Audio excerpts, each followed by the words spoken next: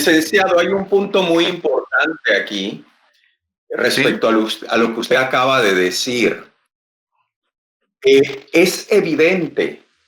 ¿Usted cree que la Reserva Federal es americana?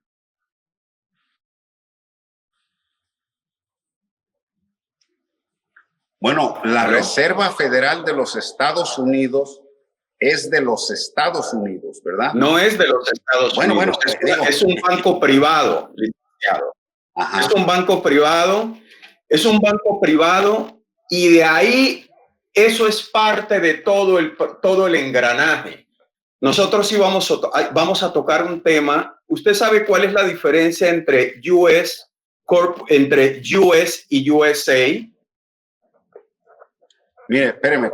Antes de avanzar, yo no puedo aceptar que usted diga y lo dé como hecho de que la Reserva Federal de los Estados Unidos no es una institución del gobierno federal de los Estados Unidos, sino que es una entidad privada. Permítame, como el Banco de América o Wells Fargo o Citibank. Eso no es así. Usted está avanzando una teoría de los que dicen. Teoría. Espéreme, pues. Entonces, ¿por qué es que es el gobierno federal el que coloca a los gobernadores de la Reserva Federal, incluyéndose a su coordinadora, ¿verdad? Ahora, si usted me va a decir, espéreme, déjeme le digo, si usted me va a decir a mí que aunque el gobierno federal creó a la Reserva, usted me está diciendo que al paso de los años, la Reserva Federal la tomaron el control fuerzas ajenas a la nación. Y aunque aparentemente con estas elecciones que hace el presidente en turno de delegar los cargos a una serie de ciudadanos expertos en finanzas, que todo eso es un circo, maroma y teatro, porque en realidad ese banco, ¿verdad?, que es de la nación, realmente es un banco privado que lo han capturado intereses privados, pero que se simula que continúa estando en el control de la nación. Bueno, ese es un asunto que nos tardaría aquí mucho tiempo debatir, ¿verdad? Pero estructural e institucionalmente, y lo podemos revisar, ¿verdad? La Reserva Federal es una institución que es parte de las estructuras del poder político institucional de la nación. Ya si no se quiere creer eso, bueno, pues eso es otra cosa, ¿verdad? Bueno, pero así es. Lo que le voy a preguntar es casi como ahora va conectado. Lo que le voy a preguntar ahora va conectado. Todo va conectado. Claro. ¿Cuál es la diferencia entre US, que es el gobierno federal que usted acaba de mencionar, y el USA, United States of America? ¿Cuál es la diferencia entre esas dos instituciones? No, que el nombre de esta nación es United States of America, Estados Unidos de América, porque Estados Unidos pueden ser otros estados también. Por ejemplo, a manera de ejemplo, en México existen los Estados Unidos mexicanos, ¿me entiende? Entonces, si le corta mexicanos y a USA le corta América, y usted dice los Estados Unidos, si va a ser preciso en términos de a quién se refiere, pues no puede decir que al decir Estados Unidos se está refiriendo a México o Estados Unidos, porque se puede referir a cualquiera de los dos.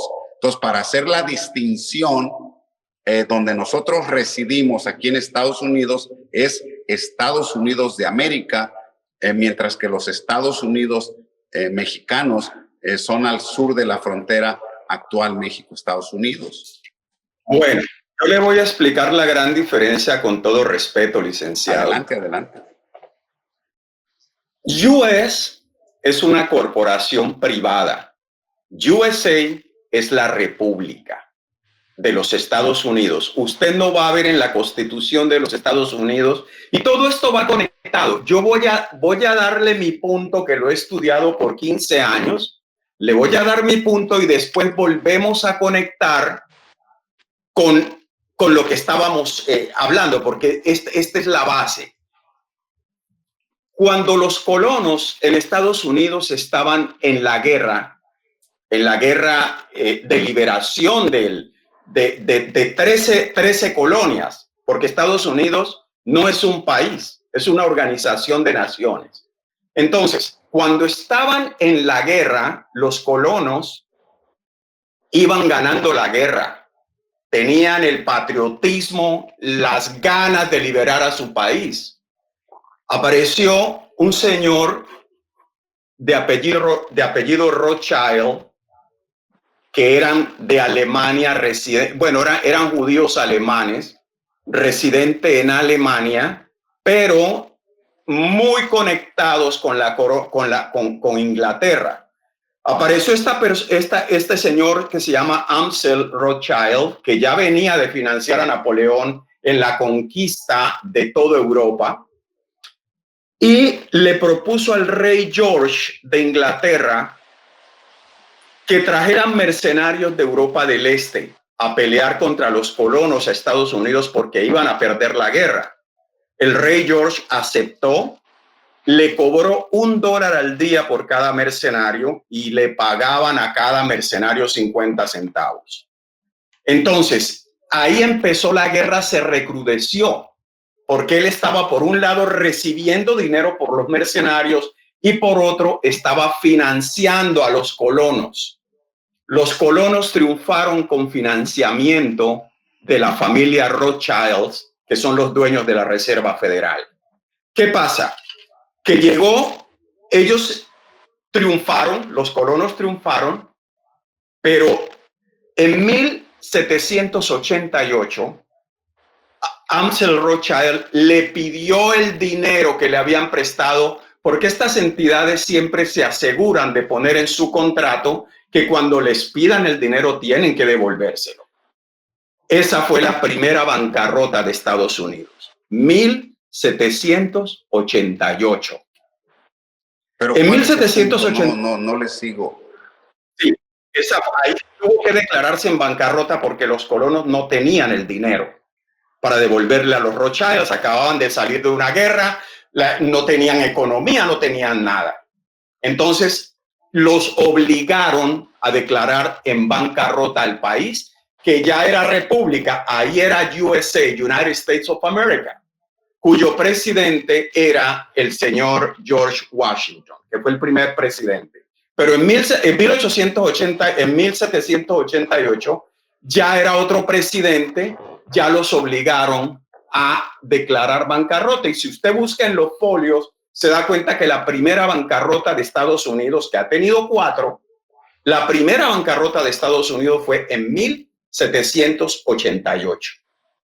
En 1790, 2 años después, como parte de esa bancarrota, esta corporación tomó el Distrito de Columbia, que es donde está Washington. El Distrito de Columbia es como un estado dentro de otro y hasta hoy sigue siendo así. Es un estado dentro de otro, como el Vaticano en Italia, en Roma, como The City en Londres, como el Principado de Mónaco en Francia. Eso es Washington, D.C., District of Columbia. En ese estado, en Washington, la gente no tiene los derechos constitucionales que tiene el resto del país, porque eso fue tomado como parte de la bancarrota. Esa fue la misma gente que en 1913 metió la Reserva Federal a Estados Unidos. La Reserva Federal es un banco privado. Tiene 12 bancos en todo el país y tiene una central. Esa es la Reserva Federal. Pero nos han educado diciéndonos que la Reserva Federal es americana. De la misma manera que el Banco Central de México tampoco es de los mexicanos. El Banco de la República de Colombia tampoco es de la República. Todos estos bancos pertenecen a la familia Rothschild. en el mundo entero. Y esa es la gente que ahora trae una agenda de un gobierno universal, y esa es la gente que está respaldando y está detrás de todo esto. Por eso las cortes rechazaron, por eso todo está en contra de siquiera comprobarle a 75 millones o 80 millones de americanos y al mundo entero que está pendiente de lo que está pasando, que las elecciones fueron limpias, porque esa es la gente que está detrás de todo esta trama. Bueno, si me permite, mire, claro, yo no claro sé cuál es el punto. Empezamos aquí hablando de una elección y ya estamos discutiendo historia, ya nos fuimos a la guerra de independencia. Permítame, a la guerra de independencia. La razón por la que entré a ese punto es para que usted vea que hay algo oscuro en las elecciones de Donald Trump. Hay algo oscuro. Hay un poder muy grande detrás. Es el mismo poder que llevó a China a convertirse en una potencia mundial y que ahora está a punto de iniciar un conflicto con Estados Unidos. Es la misma gente que está detrás, la misma gente que se sacó todo el oro de Estados Unidos. Mencióneme usted un país que China ha invadido últimamente, o digamos en los últimos 50 años. Mencióneme uno. Hace 4 días inició una invasión en la India, pero fue rechazada. Lo único que ha frenado a China, y usted se va a dar cuenta en los próximos 1 o 2 años lo que va a pasar. Lo único que ha frenado a China es el poder militar de Estados Unidos. Es lo único que los tiene aguantados, pero ellos van a soltar su furia pronto. Ahora, pero intentaron. Mire, déjeme le digo una cosa, con todo respeto, Mire, claro que sí. Cuando usted habla de la familia Rothschild, de la cual yo estoy bastante bien versado, quiénes son, etcétera, etcétera. Los nazis en la época de Hitler, ¿verdad?, se fueron sobre los judíos bajo el argumento de que eran estos banqueros que ostentaban gran capital en todas partes del mundo, decían ellos, y entonces decían que ellos eran los responsables de la pobreza económica en la que había caído el 1000 veces heroico pueblo alemán. Si no fuera por los judíos, el pueblo alemán nunca hubiera caído tan bajo, ¿verdad? O sea que el pueblo alemán no tuvo nada que ver con la Primera Guerra Mundial. Ya fueron los judíos realmente los que victimizaron al pueblo alemán, y de ahí sale toda esa historia que se vende constantemente al mundo, ¿verdad?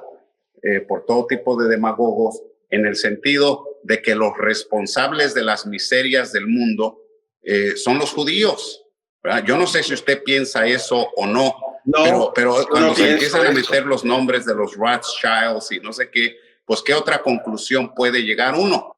¿Cuál es la barrera que encontraron los norteamericanos, que son como 75 u 80 millones de americanos que quieren saber la verdad? Quieren saber qué pasó con estas elecciones. Es que todo está lo que pasó es que perdió Donald Trump. No.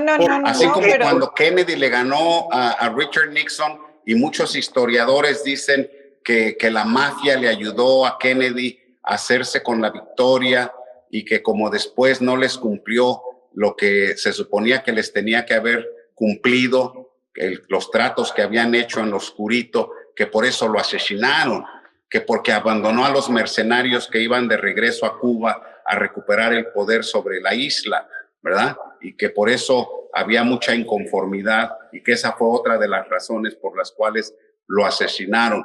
¿Será cierto o no será cierto? Mire, yo la mera verdad, nos podemos meter aquí a hablar de todo tipo de conspiraciones y demás, pero la verdad es de que yo no sé, ¿verdad? O sea, entiendo, licenciado. Sí, perdón, que yo me meta. Entiendo, licenciado. Lo que pasa, yo no voté. No es que yo esté defendiendo a Donald Trump porque era de mi... Yo no voté. De hecho, yo tengo aquí prueba de que pedí al secretario de Estado que me sacara de la lista de votantes. Lo hice en California y lo hice acá en Washington. Yo tengo la prueba, la carta, sin embargo me llegó la boleta para votar. Y no pero la yo pediste, presenté, ¿verdad? y me contestaron que me sacaban. Que cuando quisiera regresar, les dijera, yo le escribí al secretario de Estado. O sea, yo no voté por Donald Trump. Pero como ciudadano norteamericano, creo que tengo todo el derecho de saber que mi presidente fue legítimo. De saber que mi presidente, pues ya lo dijeron, ya le dije, compañero Oscar, ya lo dijeron la Corte Suprema, 50, 60 tribunales, ya lo dijeron los secretarios de Estado de todos los estados de la Unión Americana, ya votó el Congreso y aunque hubo cierta oposición, al final de cuentas, la mayoría tanto del Senado como de la Cámara Baja, la Cámara de Representantes, votaron por certificar la elección. O sea, si usted no está contento con eso, más que tener este debate, debería de ir a denunciar al Congreso y a los jueces y a todo el mundo porque violaron su juramento de asegurarse que se hiciera justicia en todos los casos. Pero bajo esa lógica, pues imagínense los afroamericanos que los esclavizaron en violación de la Constitución. Cuando nace la República, acuérdese usted que parece ser que lee mucha historia, ¿verdad? La razón por la que los estados del sur pudieron mantener el estado de esclavitud, a pesar de la declaración de la Carta de Derechos que dice que todo ser humano, ¿verdad? Es igual, somos creados por nuestro creador iguales. En el Congreso de Estados Unidos se votó de que en el sur los negros no podían votar porque no eran 100% humanos, ¿entiende? Eran, no, creo que eran 70% humanos y 30% monos, o sea, simos, ¿verdad? Y en base a eso se justificó quitarle el voto, o sea, ellos tienen demandas históricas ante esa aberración. Y los que justifican ese tipo de política supremacista, blanca, racista, dicen, oh, no, es que aquellos eran otros tiempos, pero hemos ido evolucionando, ¿verdad? Entonces, ahorita, si no está contento con lo que pasó en estas elecciones, pues hay que organizar a las bases para que la siguiente elección, en lugar de que sean 75 los que voten a favor del candidato que usted cree que debe de ganar, pues que voten 85 para que no le alcancen los 80 millones de votos al candidato demócrata. Bueno, pues pero digo, ojalá que todos sean vivos. Esta elección ya no se va a voltear, ya quedó certificada. Y Joseph Biden va a ser el presidente, y ya lo es por los siguientes 4 años. Si usted ve el juramento que tomó el señor Biden, él juró al US, no al USA. No, él juró defender a la Constitución de los Estados Unidos, de sus enemigos extranjeros, o sea, foráneos y domésticos. Bueno, porque se supone que esta es una nación de leyes, no de personas. Pero entonces, cuando el presidente del Senado jura ante el US, no dijo USA, es que ahí está la clave del asunto. Pero ¿de qué clave? No sé de qué me está hablando. ¿Qué tiene que ver el US con la elección? Porque el US es una corporación privada. El US es una corporación que formaron después de las bancarrotas. Es el mismo que metió hay que darle difusión a eso para que la gente se entere que estamos viviendo una grandísima farsa y que cuando Estados Unidos va alrededor del mundo y le dice al mundo que esta democracia va a defender los derechos humanos en todo el mundo y que es el país de la esperanza y a donde todo mundo quiere vivir porque aquí se respetan los derechos humanos y los derechos políticos de los ciudadanos como ninguna otra parte del mundo, usted me está diciendo que eso que eso no es cierto, que aquí lo que impera es la voluntad de una corporación que tiene a todo mundo en su bolsillo y no importa si son republicanos o demócratas y que cuando ellos dan una orden, en este caso los Rothschilds y personas como ellos, todo mundo se cuadra y entonces todos estos ejercicios democráticos, pues realmente ni deberíamos de participar y honrarlos con nuestro voto, porque al final de cuentas los que ya predeterminaron quién va a ganar, pues son el US y toda la gente asociada con esa corporación. Bueno, le voy a comentar una cosa, licenciado. Muchas gracias por su apreciación. Sin embargo, yo no, la razón por la que no voto es porque tengo pruebas de que Estados Unidos es manejado por una corporación financiera de negocios. La República de Estados Unidos fue sacada hace mucho tiempo. Solo hubo 18 presidentes bajo el United States of America. 18. Y en total hemos tenido 46 con el nuevo. Entonces, yo sé lo que es el US, lo tengo bien claro, y sé lo que es USA. Bueno, ¿le puedo hacer una pregunta? Sí, dígame. Mire, una pregunta. A mí me interesa mucho por lo que se está diciendo, que usted me diga si esta sociedad, este país, o lo que llamamos esta nación, ¿verdad? Este país, está gobernado y controlado por una corporación. ¿Conoce usted algún país en el mundo que usted pueda mencionar o una lista de países donde sí hay libertad y democracia y se respetan los derechos humanos y el voto y todo eso? ¿Lo pudiera mencionar al aire para que lo tomemos en cuenta? Porque digo, aquí en Estados Unidos, lógicamente, usted no cree que... En nuestro país hay libertad. Lo que yo estoy hablando es otra cosa. Eso no quiere decir que el US no dé libertades. Pero es una verdad que el mundo tiene que conocer. Por eso yo le estoy preguntando de un país, de otro país aparte de Estados Unidos. Está Inglaterra, está Alemania, hay muchos. Hay muchos países. Que sí está bien la cosa ya. Aquí también está bien, pero el pueblo americano... Bueno, pues no está tan bien porque usted se siente agredido y ofendido por la forma en que se llevan a cabo los procesos electorales, al grado que usted solicitó que lo quitaran de la lista de registro de votantes, porque pues es por demás participar en un proceso amafiado, ya controlado por poderes como el de esta corporación US, que es la que realmente controla aquí. Entonces, hay problemas graves aquí. Exactamente. Yo voto el día que mi voto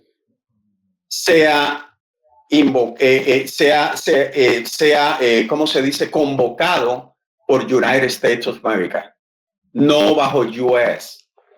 Eso es todo. Pues básicamente usted le está haciendo un llamado al pueblo hispano, latinoamericano o de origen latinoamericano en Estados Unidos, siguiendo su lógica, a que no votemos en ninguna elección hasta que no el voto sea convocado por USA y no por US. Mire, esa es una decisión muy mía, muy personal, y no le estoy haciendo un llamado a nadie. No, diciendo que en base a su lógica. Es responsabilidad de cada quien conocer la verdad y tomar una decisión. Esto no es un viaje de conciencia social, esto es un viaje individual. Y yo respondo por mí, no le estoy haciendo. Si yo fuera a hacer ese llamado, buscaría otros medios muy diferentes a este. Pero no es esa mi intención, porque si usted no va a votar, usted tiene que saber por qué. No es que alguien le diga, no, es que no voten, no. La razón que yo le doy es muy personal, muy mía, porque entiendo perfectamente la gran diferencia entre US Corporation y USA. Sí, pues mire, yo discrepo de usted con todo respeto, porque a mí me parece que qué bueno que ha habido este cambio en los Estados Unidos en medio de esta gran crisis que acabamos de vivir de 4 años con el presidente que ya no es el señor Donald Trump, y que ahora vamos a tener en el gabinete a personas como ya tenemos, ¿verdad? A Alejandro Mayorkas, de origen cubano-judío, ¿verdad? Que gracias a Dios su familia pudo escapar de las garras de los nazis, ¿verdad? que querían exterminar a esa población, hágame el favor, ¿verdad? Pero no nada más exterminar a los nazis, exterminar a los judíos, intentaron exterminar a los gitanos, ¿verdad? Intentaron exterminar a los homosexuales, a las lesbianas, ¿verdad? A todo lo que ellos consideraban inferior a ellos, ¿verdad? Pero sobre los que se ensañaron más que sobre ningún otro grupo social, era todo sospechoso de abrigar ideas socialistas o comunistas, como ellos le llamaron. Por eso invadieron a la ex Unión Soviética y esa entidad, ¿verdad? Pagó un precio altísimo para derrotar a los nazis. Le costó cerca de 30 millones de ciudadanos, ¿verdad? 30 millones, la Unión Soviética perdió 30 millones. Independientemente de que si usted comulga con ese tipo de ideas o no, estamos hablando de seres humanos que llegaron estas hordas nazis y los exterminaron, ¿verdad? Y 6 millones de judíos y quién sabe cuántos millones entre gitanos, líderes sindicales, ¿verdad? Que se consideraban enemigos del Estado. O sea, esa es una realidad, ¿verdad? Entonces, hay que aprender de la historia para que no se cometan ese tipo de errores. Y yo pienso que cuando supremacistas blancos aquí en los Estados Unidos, ¿verdad?, fingen estar preocupados de la democracia y de cómo se cuentan los votos y quieren prácticamente exterminarlo a uno porque se consideran amenazados por usted y por yo y por la señora que está aquí, Deseret Tavares, ¿verdad? O sea, que los que no son blancos, no cabemos en la concepción democrática de la gente que quiere continuar gobernando este país al estilo de como lo estaba haciendo Donald Trump y profundizar en esas políticas, ¿verdad? Para asegurarse de un esquema de gobierno donde ese tipo de fuerzas sean las que exclusivamente administran el poder. Yo lo siento mucho, yo no puedo compartir ese punto. Entonces, espéreme un momentico, usted está diciendo que de acuerdo a su observación, el expresidente Donald Trump viene de una política nazi. Sí, el expresidente Donald Trump es un firme abanderado, yo diría que es el dirigente de un movimiento supremacista blanco que no solamente existe en los Estados Unidos, sino que se ha estado evolucionando, creciendo, empoderando en muchas otras partes del mundo civilizado, es decir, en Europa, aquí en los Estados Unidos y en otras partes. La razón por la que digo eso es porque este movimiento se caracteriza por un movimiento que rechaza a la inmigración, ¿verdad? Y la ven como una amenaza a esas naciones que se dicen democráticas. ¿Y cuál es el nombre de ese grupo? Y son las naciones, ¿verdad?, que se olvidan de que en un tiempo ellas fueron a las naciones de donde, a los territorios de donde ahorita emigran personas de diferentes partes del mundo a las grandes metrópolis que antes los colonizaron, ¿verdad? Y que saquearon a sus países o a sus territorios de todos los recursos naturales y del trabajo de las poblaciones nativas a las cuales prácticamente esclavizaron y en no pocos casos donde practicaron el genocidio en contra de esas poblaciones, y ahora se les olvida y hablan de la invasión de los nativos de esos pueblos que van a los países que los colonizaron, porque en sus países de origen la situación está mal. Pero entonces, ¿cómo usted me puede explicar el hecho de que tuvimos más deportaciones bajo el gobierno de Obama y en la administración de Trump?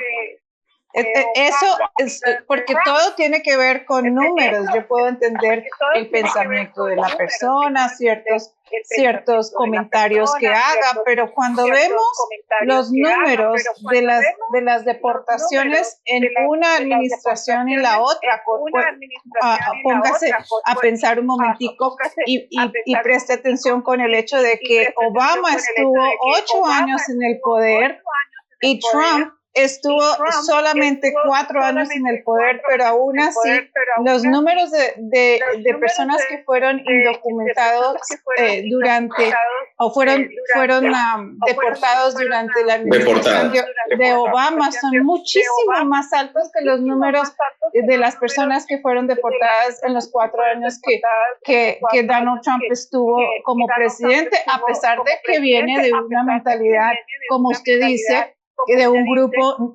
racista o nazi. Ahora, otra cosa que me gustaría que usted nos contara es de cuál tipo o cuál es el nombre del grupo de la cual usted dice que él forma parte.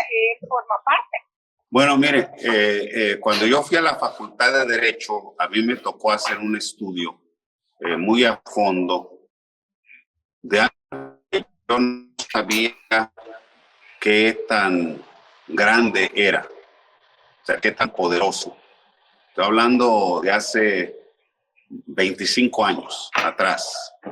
Y yo estudié el movimiento de las milicias armadas en Estados Unidos. ¿Okay? Esto fue por allá por 1994, 95. Como Antifa. En aquel entonces había arriba documentado, científicamente probable, arriba de 125,000 personas armadas con armas fuertes, ¿verdad? De ametralladora para arriba en la nación. Hoy en día esos sectores armados son mucho más vastos, ¿verdad? Yo desconozco cuál sería el número más exacto ahorita, pero le aseguro que es mucho más. Entonces, cuando usted ve, le puedo mencionar nombres, ¿verdad? Está el Ku Klux Klan, que son organizaciones paramilitares, Young Birch Society, más recientemente los Proud Boys y tantos otros que se pueden añadir a esa lista. Pero cuando yo hablo de un movimiento supremacista, ¿verdad? Usted debe de recordar que cuando aquí hubo una guerra civil de 5 años de duración, en 1860 al 65, donde perdieron la vida más de 600,000 norteamericanos de ambos bandos, del norte y del sur. El símbolo de los racistas, de los que querían mantener a los afroamericanos esclavizados, cosechando las cosechas de aquellos años, principalmente algodón, que tenía un gran valor en la economía de aquel tiempo. Su símbolo era la bandera del sur, ¿verdad? ¿Cómo se le llama? Se me escapa ahorita el nombre de esa bandera, pero que es la bandera roja con una forma de X, ¿verdad? En los 4 extremos de la bandera, la bandera de los confederados. Así es, el ejército confederado, entonces era la bandera de los confederados. Esa bandera, ¿verdad? Ahora que se intentó el golpe de Estado el 6 de enero, la volaron los manifestantes que se fueron a manifestar al Capitolio, y los que ingresaron violentamente al Capitolio, ¿verdad? Llevaban esa bandera. Mire, pero con todo respeto, me tengo que despedir, pero me comprometo que si me vuelven a invitar a compartir con ustedes en otra ocasión, con todo gusto lo haré. Ay, muchas gracias, licenciado. Solamente quería recordarle algo y lo que usted llamó un intento de golpe. Ahí se ve claramente cómo los policías abren las barras, las puertas, y se ve cómo personas que estaban adentro empezaron a llamar a que entraran. O sea, había una confabulación ahí, no era de Donald Trump, porque el FBI arrestó a varias de esas personas, pero resulta que los jueces los dejaron libres bajo fianza. Y la vicepresidenta Kamala Harris pagó la fianza de varios de esos tipos que fueron arrestados. Entonces, yo no diría que fue un intento de golpe de Estado de Donald Trump, más bien un intento de sabotear y enjuiciarlo a él como culpable. Lo que sí es claro. Bueno, ¿qué le puedo yo decir? Es su opinión. Yo no la comparto, ¿verdad? Y si esas evidencias existen, hay que presentarlas, ¿verdad? Para que se haga justicia y no se confunda el pueblo norteamericano de que fue la ultraderecha republicana, los supremacistas blancos, los que hicieron esta intentona de violenta y que fueron realmente personas de la izquierda, si usted quiere, disfrazadas de derecha, que es lo que básicamente usted está diciendo, que además quien realmente conspiró fue Kamala Harris, ahora la vicepresidenta. Ella pagó la fianza. Joe Biden también, pero no se quiere hablar de eso porque toda la prensa está en el bolsillo de los demócratas. Bueno, pues bueno, ahora yo le tengo una preguntita les agradezco para cerrar. mucho la invitación. A ver. Y hasta la próxima. Bueno. Muchas gracias. Bueno, ha sido un placer tenerlo aquí como invitado en el programa. Espero que no sea la última vez. Gracias a usted por su tiempo y nos vemos en la próxima.